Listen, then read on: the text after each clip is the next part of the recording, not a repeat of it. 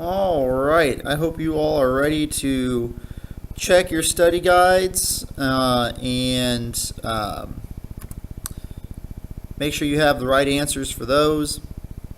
I have also posted your terminology answers, terminology terms, the answers that go correct on those. I've posted those on there as well. I'm not going to put everything on the board. Some things we've talked about quite a bit, so I'm not going to put everything on here. But if it's something I think it would be useful to go over, I'll put it on the board. Otherwise, we'll just do it verbally. All right, so just starting at the top of your study guide, we have APR, which is your annual percentage rate. That is your interest rate calculated out over a full year. Okay, so it takes the interest you get each month and figures out, okay, what's the interest going to be if you did it for a full year. Okay, so that's your annual percentage rate. Okay, all right, next we have a couple C's that have to do with the 5 C's of credit. And these are what, again, companies look at to decide, should we give this person, should we trust them with our money, are we going to get it back? All right, and we're going to go write down all 5, even though there's only 2 on here. We're going to go write down all 5. Again, so we have capital, capacity, character,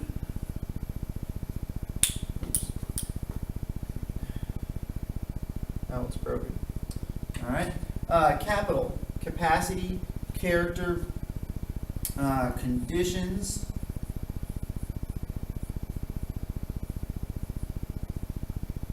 all right, and collateral.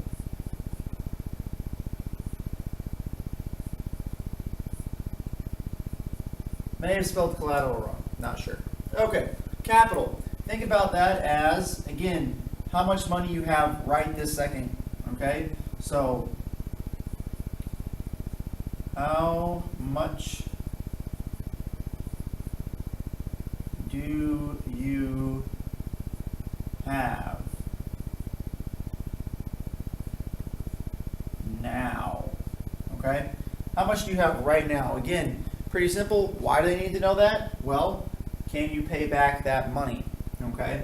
And if you have a lot of money in your bank account, if you have a lot of cash, you can have a good chance of paying it back. Capacity is, how much you make. Okay? How much money you make at your job. So how much you're bringing in.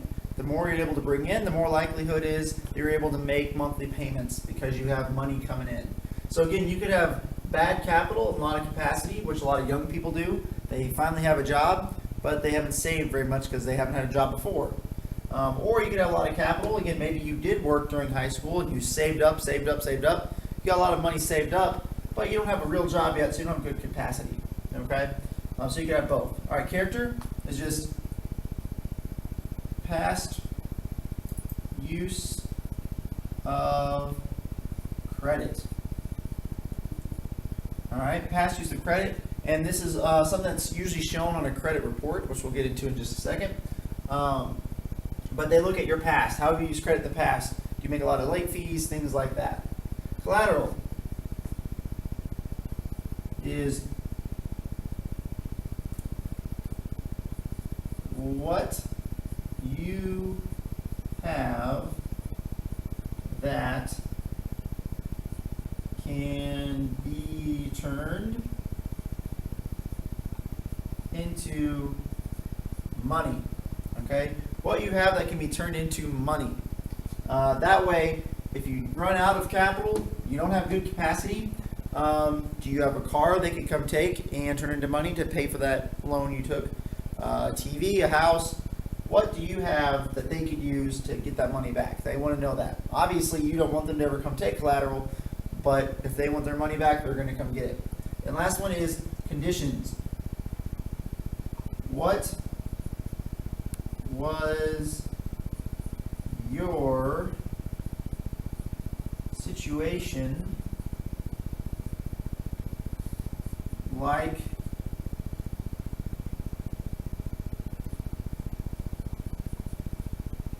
when bad things happen. So they do take into account, let's say you lost a job, but you didn't lose it because you crashed the company car, burned the building down, yelled at your boss. It wasn't that kind of stuff. The reason you lost your job is because the economy was bad and they had to let somebody go and your name just happened to be the one. Okay? They take those, that's called conditions, so they'll take that into effect. They'll think about that and say, oh, okay, you know what, you got fired or we got let go, but it's not because of something she did. Okay?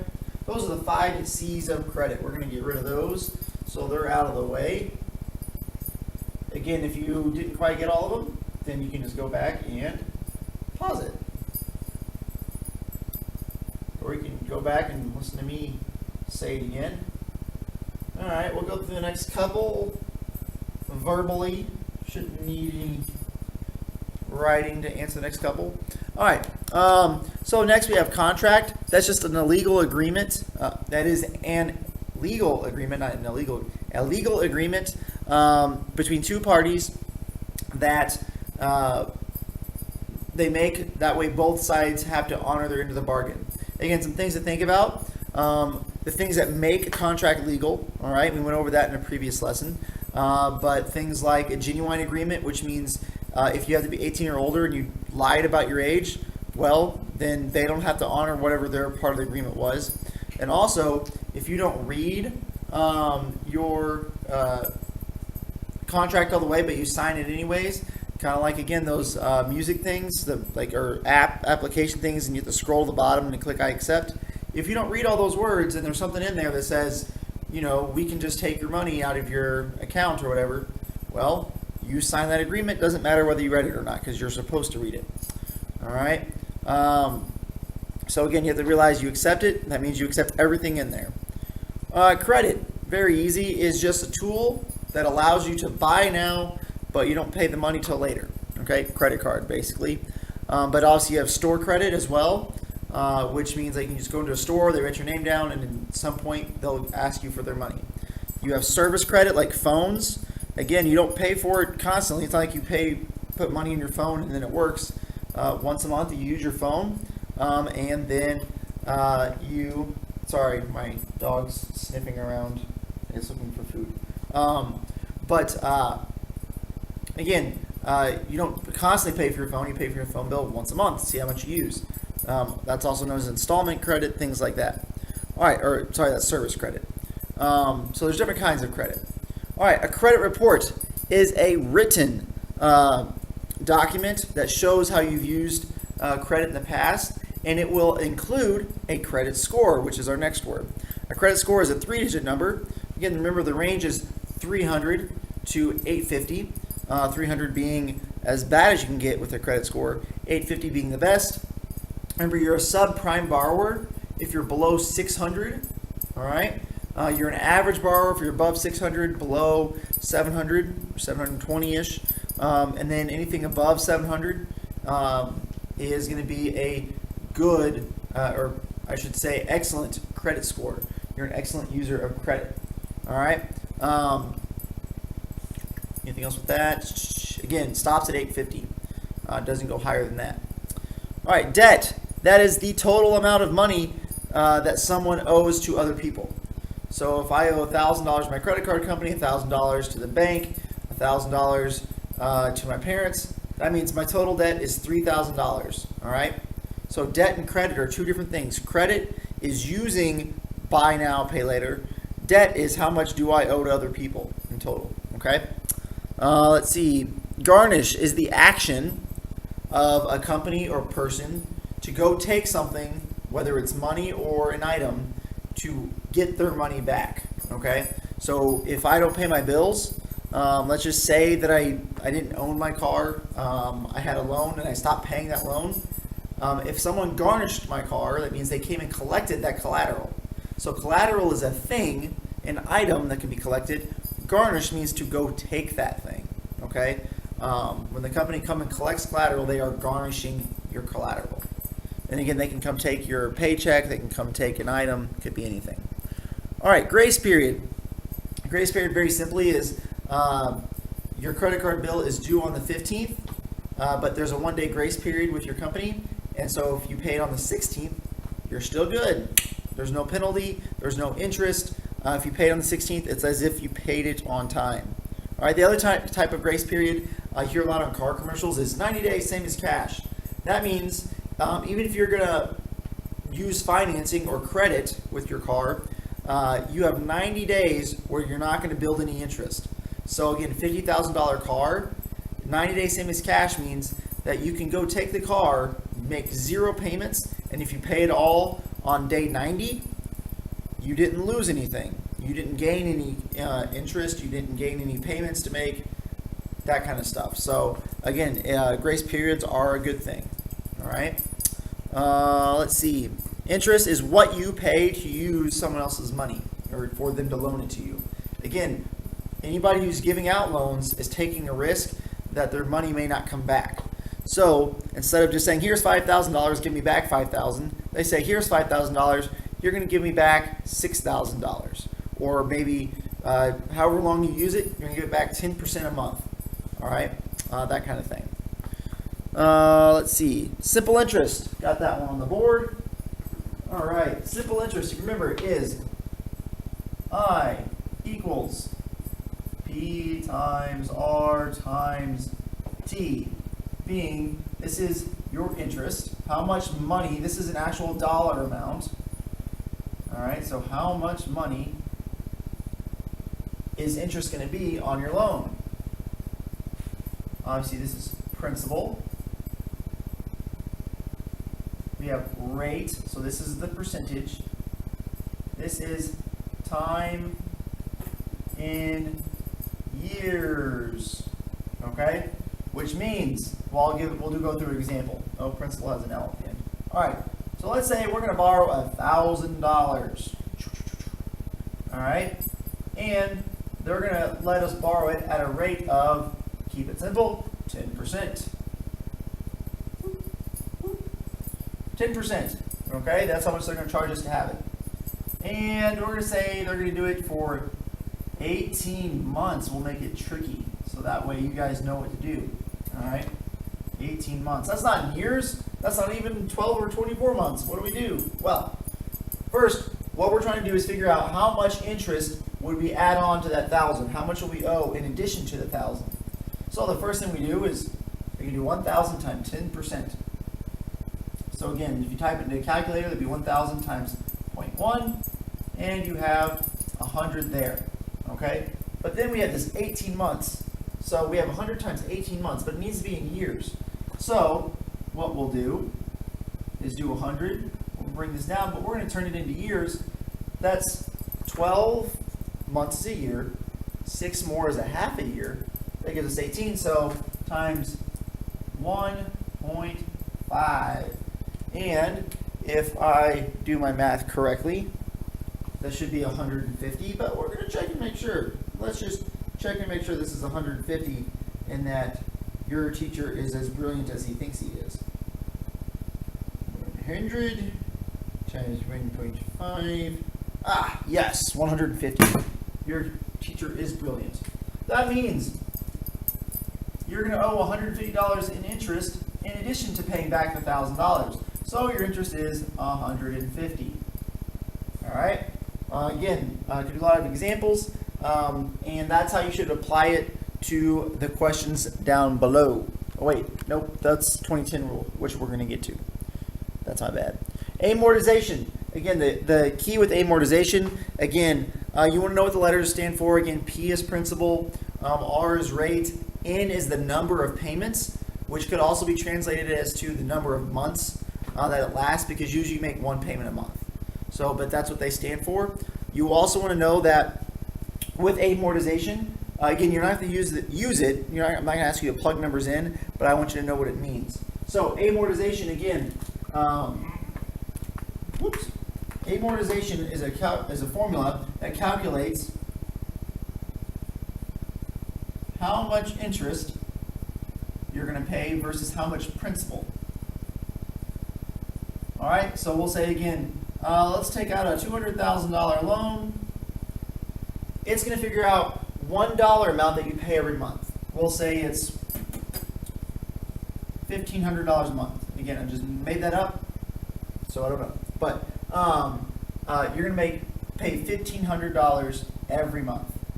All right, but it figures out, well, every time you pay some principal, you're going to have a new amount of interest. So it figures it out for you. We'll say at the beginning you pay $1,200 towards interest and only $300 towards principal. Okay, and again, I'm not sure what percentage that is, and things like that, or interest rate that is. But what we do know is that we did pay $300, so this $200,000 is now $199,700. So whatever percentage this is of that, that's now going to be a little bit lower. So now instead of paying $1,200, we're going to pay, let's say, $1,150. But we're still going to pay $1,500. So if we take off $50, be adding $50. All right. So we have $350 now. So as we do this, your interest rate payments will, well, the amount that goes towards interest is slowly going down. The amount going towards principal slowly goes up. And eventually, when you get this gets to be $1,500, that means you have nothing left. Okay, so your last payment will be all principal, no interest. But it slowly works its way down. Again, if we did it again, it'd probably be, we'll just keep it easy, 1,100, 400, and that goes down. So this is month 1, month 2, month 3. That's how amortization works. And since it calculates it out, how much it's going to be, you don't have to figure out every time, okay, well, how much is 5% of this and 5% of the next one, It does that for you. That's amortization. All right, on to the next Dealy Boppers. Let's see, I want to go down. There's the... All right, 2010 rule. Remember, 20 is the bigger number, so this is how much borrowing you should do for how much income you make. So this is 20% of your annual, because the year is a lot longer than a month. So that's why we're using the 20. 20 is bigger than 10, so year is longer than a month. 20% of your annual net income. All right, and the 10 stands for your monthly payments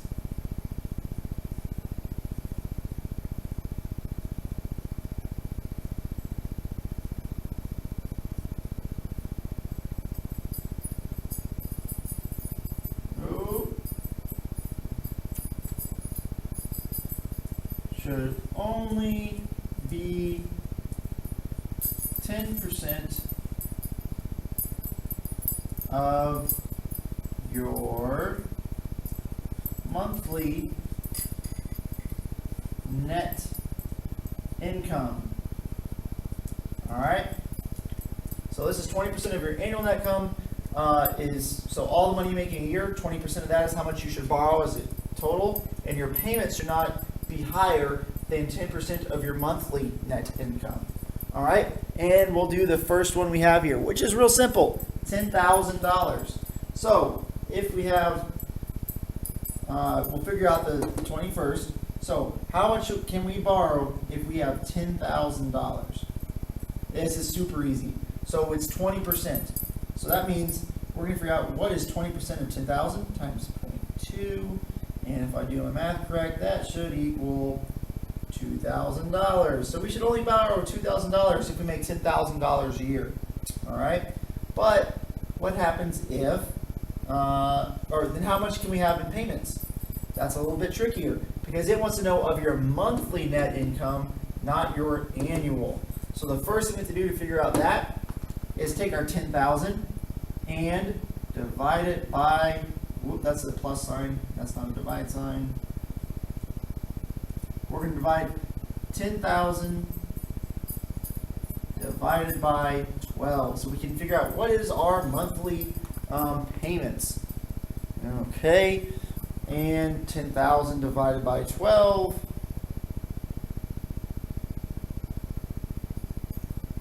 is $833.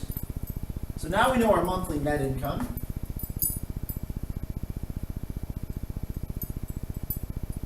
And now we can take this times 10%. Because now we can figure out what is 10% of our monthly net income. That equals $83 and 0.333333 repeating. Okay, so that is how you figure it out. You just got to know of your annual net income, you get 20% of that is how much principal or how much you should borrow in total. All right, then your payments should never exceed 10% of your monthly net income. So again, divide by 12 to get your month. It should borrow more than 10% of that. Okay, that is the 20-10 rule. Alrighty. Next we have list 4 things that you should consider whenever you are thinking about getting a loan. Maybe you have a choice of a couple. Well, things you would definitely want to know: your interest rate, how much you're going to have to pay. Interest rate, that's a lot. What's the loan term? How long is it going to last? Okay, loan term is the length of the loan. You'd want to know that. Let's see, what kind of penalties are there if you make a late fee, a late payment? What is that like? Let's see, what else? Is it an adjustable rate or not? Is it going to go up or down depending on what you do, what they do? You want to know that kind of stuff. All right. And let's see, there's a couple other things you could figure out as well, such as, are you a subprime borrower compared to them? What's that like? What's the total amount you could borrow? You would know that. And, there's a couple more out there, but that's a good 6 for you. All right, so those are things you consider when you're trying to decide the right loan. All right, next is list 4 pieces of personal information that you should think about prepared to provide a lender when applying for a credit card or loan. Again, think about they have to know who you are, so they'll need your full legal name, birth date, social security number, your current address. They'll need your current employer to make sure you're working, bank account and number, so that way they can see, oh look, they do have money, as well as your monthly rent or mortgage, any payments you have going out towards housing, and then also your monthly income, so they know if you have some money to pay for things. Let's see. 4 strategies you can do to build good credit history. Well, let's see. One thing that would not work is debit card. Why would debit card not work? That's not credit. That's just spending your own cash immediately. So debit cards, checks do not affect credit. Credit cards and checks, debit cards and checks do not affect credit. Sorry. But if you use your credit wisely, such as you use your credit card, you make your payments without being late, that's going to build credit. If you leave your accounts open for a long period of time, that's something they like. They like to see that you keep an account open and you don't have to switch and change out, things like that. If you use it for different things, that could also build good credit. So you use maybe a loan for college, you get a credit card, things like that. Okay. Again, not necessarily getting a whole bunch at once, that's not good, but having different ones out there, those are all good things. Let's see.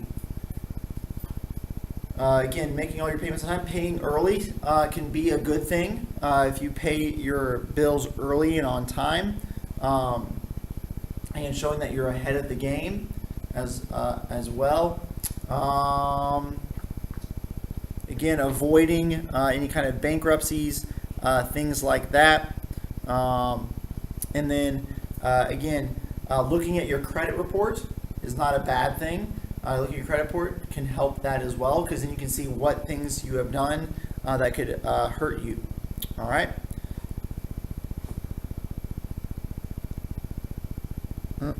There we go. All right. 4 ways you can deter someone. Deter, this is where we are taking an action ahead of time before our identity is stolen. So things you can use.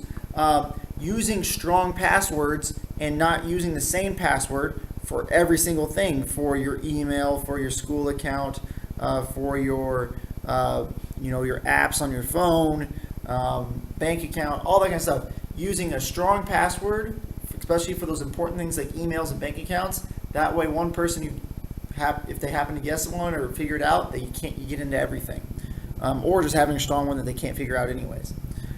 Memorizing all your important information like social security number, birthday. That's really simple. Your PIN number. That way you don't have to have it written down. Okay. Don't put any important information on Facebook or Twitter, things like that, where people just go, look, they bank here. This is their PIN number. Oh, look, their social security number. We can get whatever we want. All that kind of stuff. Again, using safe websites to avoid hackers, scammers, things like that. Suspicious activity with your credit card. You give your credit card to someone and they need to go into the back for some reason, and they're gone for a long period of time. Kind of fishy. Someone hovering over you while you're trying to enter your PIN number at the grocery store, at the ATM, things like that. Also dangerous. Let's see. Deter. Another word that some people use is deter. I prefer deter, but that's just me. Let's see. Again, looking at your credit reports early and often can also be useful.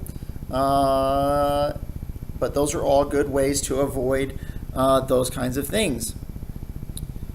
Let's see. What's next? All right, this next section is matching, and we're looking at the different situations and seeing how credit would either be an okay thing or not okay thing, and why for each situation. So the first one, a 1-year loan on a laptop.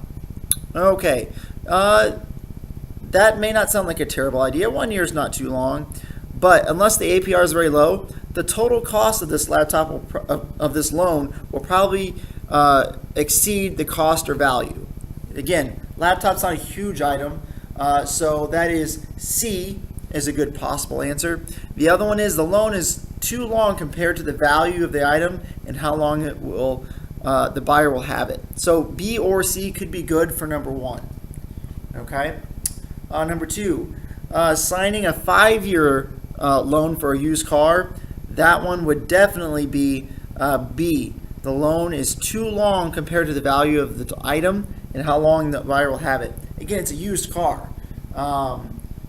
It's already depreciated. It's not worth much. And 5 years, I mean, it is used. You can run that whole time. But why would you want to pay loan payments for that long? Okay. You want to say hi? Say hi, Mira. Hello. Say hello. No? Okay. All right. Number three, using a 4-month payment plan to pay for an emergency medical bill. Well, that one sure sounds like A, which is using credit to buy now and pay later for an unexpected large but necessary expense. Again, you break your arm, you probably don't want to wait and save up for that. You should probably just get it fixed. And if you can't afford it, use credit. All right, using store credit to buy a new washing machine when yours breaks. That also sounds like a large but necessary expense, so A could work for that one as well. And then we have 5, taking out a $2,000 loan to pay for an anniversary celebration. Well, the bottom one even has the word event in there. That's the only event, so I'm going to put D with that one. But again, it makes sense because you know when your anniversary is coming up, or hopefully you do.